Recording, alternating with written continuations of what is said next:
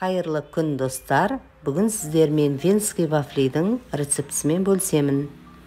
Ұнымыздың үстіне қамыр қопсытқышымызды қосып, араластырып қоямыз. 2 жұмыртқамыздың үстіне қантымызды қосып, венчиктің көмегімен жақсылап араластырамыз.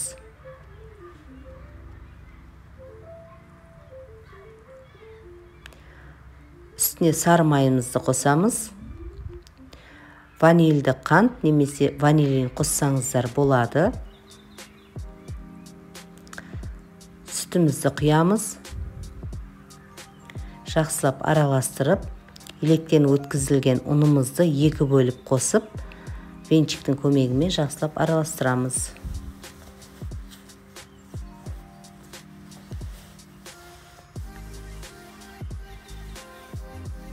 Жақсылап араластырған салмамызды азырақ қойып қоямыз.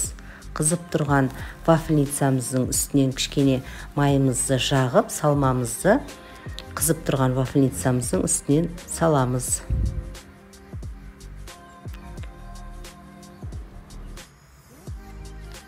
Вафлиларымызды 7 минуттай, 6-7 минуттай пісіріп аламыз, қызарғанша.